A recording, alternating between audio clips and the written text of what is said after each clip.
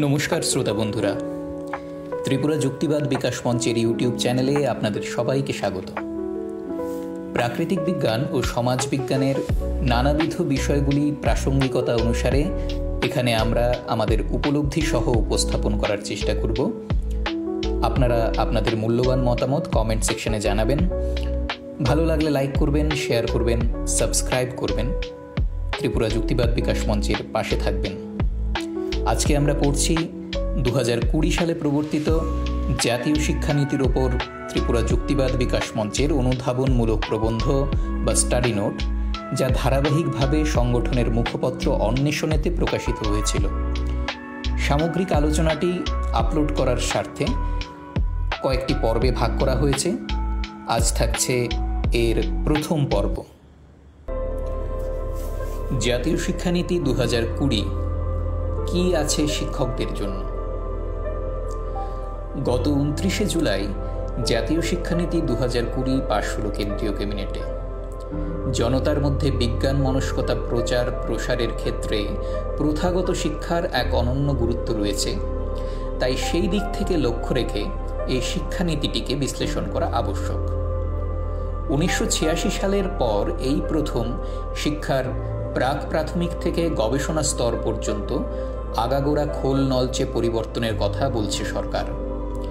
যদিও এই দলিলের শুরুতেই লেখা আছে যে 1986 সালের ন্যাশনাল পলিসি অন এডুকেশন বা এনইপি 1986-এর অসমাধিত লক্ষ্য পূরণ করার জন্যই এই শিক্ষানীতি রচনা করা হয়েছে। অর্থাৎ লক্ষ্যের দিক থেকে এই শিক্ষানীতি তার আগেকার থেকে সম্পূর্ণ অভিন্ন। বিভিন্ন সংশ্লিষ্ট মহলের বক্তব্য হচ্ছে যে সরকার পুরো নীতিটি প্রকাশ না করে তার অংশবিশেষ প্রকাশ করেছে। শুধু তাই নয়, প্রকাশিত এই দলিলটিতে কোনো আধিকারিকের স্বাক্ষর পর্যন্ত নেই। যাই হোক, এখন পর্যন্ত যা আমাদের হাতে আছে তাতে রয়েছে 4টি অধ্যায়, 27টি বিন্দু এবং অসংখ্য উপবিন্দু সম্বলিত 65 পৃষ্ঠার একটি দলিল। অতএব এটা বলার অপেক্ষা রাখে না যে এই বিস্তৃত দলিলের সব দিক থেকে অন্বেষণের একটি সংখ্যায় আলোচনা করা সম্ভব নয়। তাই এই প্রবন্ধে আমরা আলোচনা করব তাদের নিয়ে যাদের ছাড়া শিক্ষা ব্যবস্থা গড়ে উঠতে পারে না, যারা শিক্ষার ক্ষেত্রে মূল গুরুত্ব রাখেন সেই শিক্ষকদের নিয়ে। শিক্ষকদের জন্য এই শিক্ষানীতিতে কি কি বিধান রয়েছে সেসব পরীক্ষা করে দেখা দরকার। ভারতকে বিশ্বগুরু বানানোর উচ্চাকাঙ্ক্ষী লক্ষ্য ভারত সরকারের রয়েছে, তা আমরা জানি। অতএব বিশ্বগুরু হতে চাওয়া ভারতের এই গুরুদের এই শিক্ষানীতিতে কি অবস্থানে রাখা হয়েছে তা আলোচনা করা প্রাথমিক কর্তব্য। কিন্তু তার আগে দেখে নেওয়া যাক এই শিক্ষানীতি যে সময়ে দাঁড়িয়ে ঘোষণা করা হয়েছে এবং রূপায়ণের জন্য প্রস্তুত হয়েছে, সেই সময়ে গোটা দেশ জুড়ে শিক্ষক সমাজের কি স্থিতি আছে। 2018 সালের অগাস্ট মাসে কেন্দ্রীয় মানব সম্পদ উন্নয়ন মন্ত্রকের সংসদে দেওয়া তথ্য থেকে জানা যায়, গোটা দেশ জুড়ে স্কুলের বিভিন্ন স্তর নিয়ে মোট 10 লক্ষ শিক্ষকের শূন্যপদ রয়েছে। 2019 জুলাই মাসে সংসদে এক প্রশ্নের জবাবে মানব সম্পদ উন্নয়নের দেওয়া তথ্য থেকে জানা যায়, সে সময়ে শুধুমাত্র মাধ্যমিক এবং উচ্চ মাধ্যমিক স্তরে মোট শূন্যপদের সংখ্যা ছিল 2,13,608টি, যার মধ্যে বিহারে 33,908টি, জম্মু কাশ্মীরে 25,799টি, অন্ধ্রপ্রদেশে 21,393, মধ্যপ্রদেশে 19,455, উত্তরপ্রদেশের ছিল 16,087টি। ডিসেম্বর 2018-তে পাওয়া এক তথ্য থেকে জানা যায়, খোদ দেশের রাজধানী দিল্লিতে মোট 57,050 জন শিক্ষকের মধ্যে 22,016 জনই হচ্ছেন আমন্ত্রিত শিক্ষক, অর্থাৎ এনারা স্থায়ী নন। ভারতের স্কুল শিক্ষকদের এই করুণ অবস্থা খোদ নীতি আয়োগের বক্তব্যে উঠে এসেছে এইভাবে: it is not uncommon a single teacher May manage 100+ students in a rural school. গত বছর 28 অগস্ট টেলিগ্রাফ পত্রিকায় প্রকাশিত একটি সংবাদ থেকে জানা যায়, ভারত সরকারের কেন্দ্রীয় বিশ্ববিদ্যালয়গুলিতে শিক্ষক নিয়োগের ওপর অনির্দিষ্টকালের জন্য নিষেধাজ্ঞা জারি করেছে। যার প্রতিবাদে বিভিন্ন বিশ্ববিদ্যালয়ের শিক্ষক সংগঠনের তরফে ধারাবাহিকভাবে নিয়মিত পদে শিক্ষক নিয়োগের দাবি জানিয়ে ডেপুটেশনও দেওয়া হয়। এছাড়া প্রতি বছর দেশের বিভিন্ন প্রান্তে দীর্ঘদিন যাবৎ নিয়োগ না হওয়ার কারণে আইন অনুযায়ী বহু শিক্ষক পদ অবলুপ্ত বা অ্যাবলিশ হয়ে যাচ্ছে। 2020 মে মাসে প্রকাশিত সংবাদ থেকে জানা যায়, আমাদের রাজ্য ত্রিপুরাতেই 3103টি পদ অবলুপ্ত হয়ে গেছে দীর্ঘদিন ধরে নিয়োগ না হওয়ার কারণে। ক্রমবর্ধমান প্রয়োজনের তুলনায় কম শিক্ষক পদ, তার মধ্যে লক্ষ লক্ষ শূন্য পদ, তার ওপর আবার নিয়োগের অভাবে পদ অবলুপ্ত হয়ে যাওয়া নিশ্চিতভাবেই কর্মরত শিক্ষকদের কাজকে অনেক বেশি কঠিন করে তুলেছে। এখন কথা হচ্ছে, এই পরিস্থিতি যখন বিচ্ছিন্নভাবে কোনো একটি রাজ্যের নয়, গোটা দেশের সামগ্রিক অবস্থাকেই দর্শায়, তখন বুঝতে হবে এই স্থিতি কোনো স্থানিক সমস্যার প্রতিফলন হতে পারে না। শুধু একটি নির্দিষ্ট সরকারের দায়ের তাই কোনো প্রশ্নই নেই। প্রশ্ন হচ্ছে সেই শিক্ষানীতির যা বিভিন্ন রঙের সরকারগুলি রূপায়ণ করে চলেছে যার যার রাজ্যে। এই পরিস্থিতিতে দাঁড়িয়ে বর্তমান শিক্ষানীতি কি এই সমস্যার সমাধান দিচ্ছে? আসুন শিক্ষানীতির অধ্যয়ন করে দেখা যাক কি দিশা রয়েছে এতে।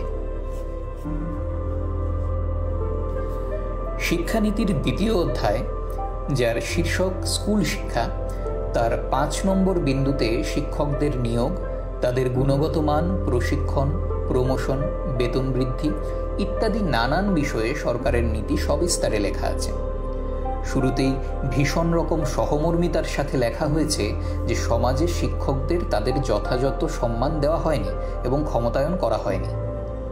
তাহলে দেখে নেওয়া যাক এই যথাযথ সম্মান ও ক্ষমতায়নের লক্ষ্যে সরকার কি কি নীতি ঘোষণা করেছে। প্রথমেই জেনে রাখা প্রয়োজন, স্কুল শিক্ষাকে এই নীতিতে মোট 4টি ভাগে ভাগ করা হয়েছে। ফাউন্ডেশনাল পর্যায়ে অঙ্গনওয়াড়িতে 3 বছর এবং প্রথম ও দ্বিতীয় শ্রেণীতে মোট 5 বছর, প্রিপারেটরি পর্যায়ে 3য় থেকে 5ম শ্রেণী, মিডল পর্যায়ে 6ষ্ঠ থেকে 8ম এবং সেকেন্ডারি পর্যায়ে 9ম থেকে দ্বাদশ শ্রেণী পর্যন্ত অন্তর্ভুক্ত করা হয়েছে। দেশব্যাপী ছড়িয়ে থাকা অঙ্গনওয়াড়িগুলি সম্পর্কে সিদ্ধান্ত নেওয়া হয়েছে সেগুলোকে ফাউন্ডেশনাল অর্থাৎ সাধারণ স্কুলের সাথে যুক্ত করা হবে। 1.7 নম্বর উপবিন্দুতে অঙ্গনওয়াড়ি শিক্ষকদের সম্পর্কে বলা হয়েছে, কর্তব্যরত কর্মীরা যারা উচ্চ মাধ্যমিক পাস তাদের 6 মাসের একটি সার্টিফিকেট কোর্স করানো হবে এবং যাদের শিক্ষাগত যোগ্যতা এর চেয়েও কম তাদের 1 বছরের ডিপ্লোমা কোর্স করতে হবে ডিটিএইচ কিংবা স্মার্টফোন অথবা যে কোনো ডিজিটাল মাধ্যমে। প্রতিদিনকার অঙ্গনওয়াড়ির দায়িত্ব সেরে এইসব আধুনিক মাধ্যমে, যার অনেকটাই অনেকের কাছে নেই, তাতে পরীক্ষা দিয়ে অনেকেই পাশ করতে পারবেন না। সেক্ষেত্রে তাদের কি হবে? সহজ উত্তর, ছাঁটাই করে দেওয়া হবে। অঙ্গনওয়াড়িকে প্রাথমিক স্কুলের সাথে একত্রে এনে বস্তুত এরই পথ প্রশস্ত করা হয়েছে, কেননা অঙ্গনওয়াড়ি এবং প্রাথমিক স্কুল শিক্ষক নিয়ে মোট যতজন শিক্ষক রয়েছে তার চেয়ে অনেক কম শিক্ষক দিয়েই কাজ চালিয়ে নেওয়া যাবে। সুতরাং অঙ্গনওয়াড়ি ও স্কুলের এই সংযুক্তিকরণ এবং পরীক্ষা নেওয়ার উদ্দেশ্যই হচ্ছে কর্মী ছাঁটাই করা। 5.12 নম্বর উপবিন্দুতে যে কথাটি লেখা আছে তা বর্তমানে কর্মরত শিক্ষকদের জন্য খুবই গুরুত্বপূর্ণ। এইখানে বলা আছে, সরাসরি শিক্ষাদানের সঙ্গে যুক্ত নয় এ ধরনের কোনো কাজের সাথে শিক্ষকদের যুক্ত করা যাবে না। শিক্ষকদের দুঃখের কথা কে না জানে।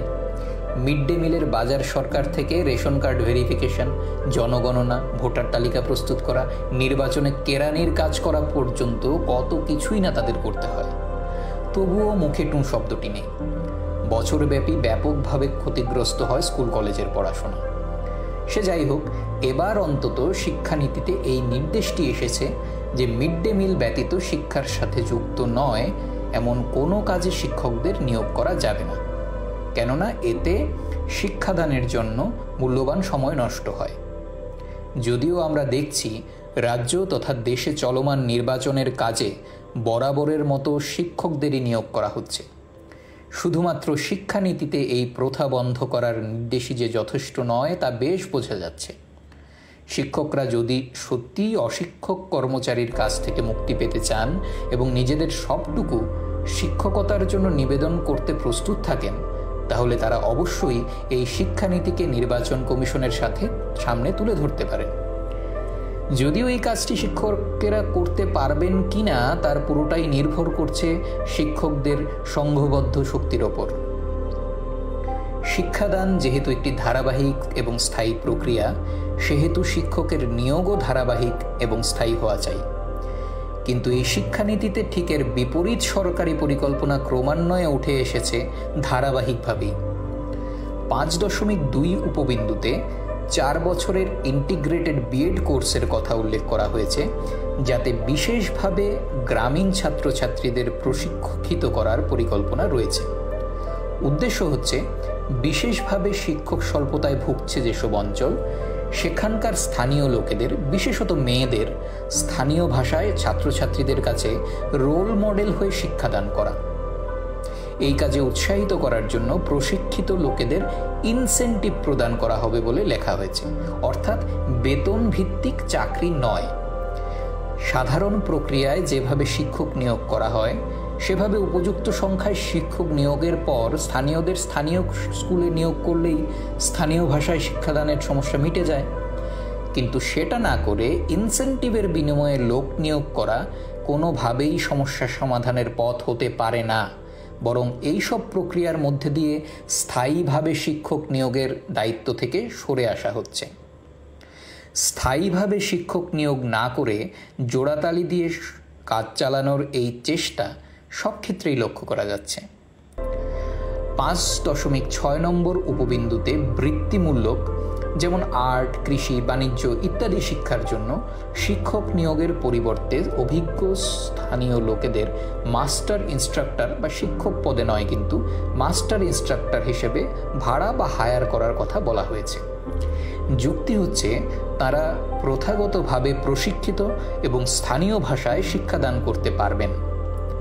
যদিও এইসব কারণ দর্শানোর সাথে স্থায়ীভাবে শিক্ষক নিয়োগ না করার কোনো সম্পর্ক নেই।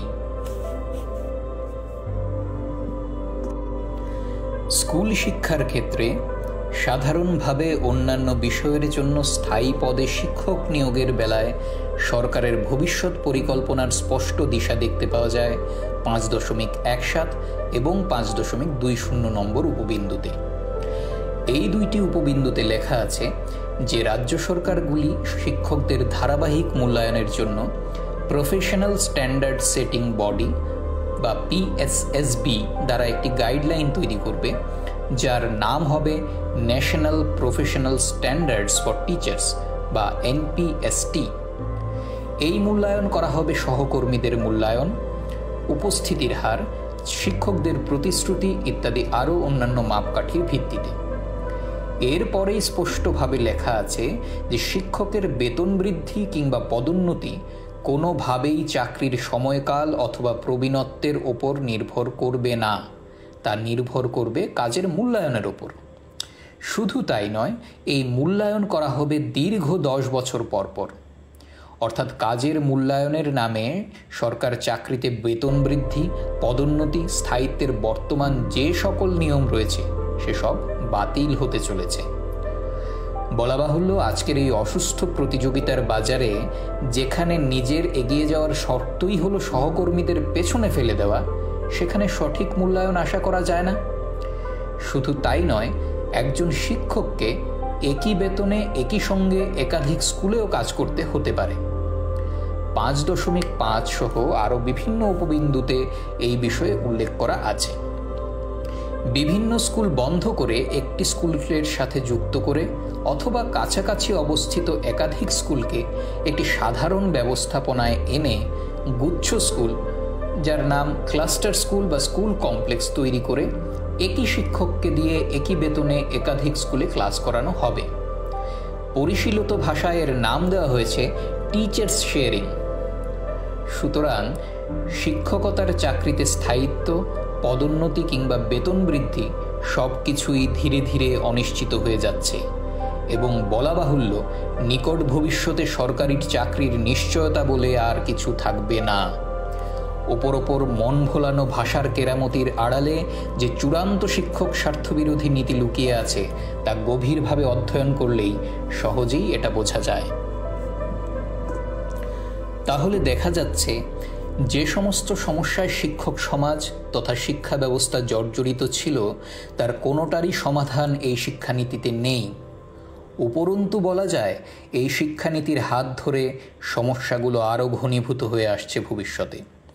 এই শিক্ষানীতির যতটুকু এই প্রবন্ধে আলোচনা করা হলো, ভালো করে লক্ষ্য করলে দেখা যাবে এর কোনোটাই আকস্মিকভাবে আসেনি, বরং যে দিশায় শিক্ষা ব্যবস্থা এগিয়ে যাচ্ছিল, অর্থাৎ শিক্ষা পরিকাঠামোকে সংকুচিত করে আনা, সরকারি পদে স্থায়ীভাবে শিক্ষক নিয়োগ কমিয়ে আনা, চুক্তি, আউটসোর্সিং কিংবা প্রজেক্টের মাধ্যমে অস্থায়ী পদে নিয়োগ করা, সেই সমস্ত কিছুকেই এইবার গুছিয়ে ভবিষ্যতের লক্ষ্যমাত্রা স্থির করে এই শিক্ষানীতিতে পেশ করা হয়েছে মাত্র।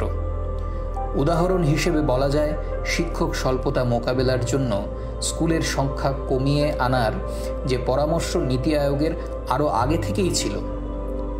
পাঠকদের নিশ্চয়ই কথা মনে থাকার কথা, আমাদের রাজ্যেই কিছুদিন আগে নির্দিষ্ট সংখ্যার নিচে ছাত্র থাকার অজুহাতে বিজ্ঞান বিভাগ বন্ধ করে দেওয়া এবং 25টি স্কুল বন্ধ করে অন্যান্য স্কুলের সাথে একত্রিত করার সিদ্ধান্ত নিয়েছিল রাজ্য সরকার। সরকারের সমালোচনা এতে শুরু হলে বেরিয়ে আসে 2018 সালে এর আগেও এডিসি এলাকায় একই প্রক্রিয়ায় 28টি স্কুল বন্ধ করে দেওয়া হয়েছিল। শিক্ষক আউটসোর্সিংয়ের বড় নমুনা আমরা দেখেছিলাম রাজ্যে কম্পিউটার শিক্ষকদের নিয়োগের ক্ষেত্রে। তাছাড়া ইদানিংকালে ধলাই জেলায় বিভিন্ন স্কুলের সকাল ও দুপুরের বিভাগকে একত্রে নিয়ে আসা, বিলুনিয়ায় নির্দিষ্ট শিক্ষকের একাধিক স্কুলে শিক্ষকতার নির্দেশ জারি করা আসলে এই নীতিরই রূপায়ণ ছিল। সরকারি শিক্ষা পরিকাঠামোর সার্বিক সংকোচন এবং শিক্ষকদের স্থায়ী পদে নিয়োগ বন্ধ করা, নিয়মিত বেতন ও সময়ে সময়ে তাদের বৃদ্ধি বন্ধ করে দিয়ে শিক্ষার জন্য সরকারের দায় এবং সরকারি ব্যয় দুটোকেই একেবারে ন্যূনতম স্তরে নিয়ে আসাই এই শিক্ষানীতির উদ্দেশ্য। যার ফলে তৈরি হচ্ছে এক বৈপরীত্য, যেখানে একদিকে স্থায়ী পদে 10 লক্ষাধিক শিক্ষকের প্রয়োজন, অন্যদিকে অসংখ্য পাশ করা প্রশিক্ষিত প্রার্থী থাকা সত্ত্বেও নিয়োগ করা হচ্ছে না। এই অবস্থায় একদিকে কাজের চাপে পিষ্ট হওয়া চাকরিরত শিক্ষকরা, অন্যদিকে শিক্ষকতার জন্য অপেক্ষারত বেকার প্রার্থীরাই স্থির করুক এখন তাদের কি করণীয়।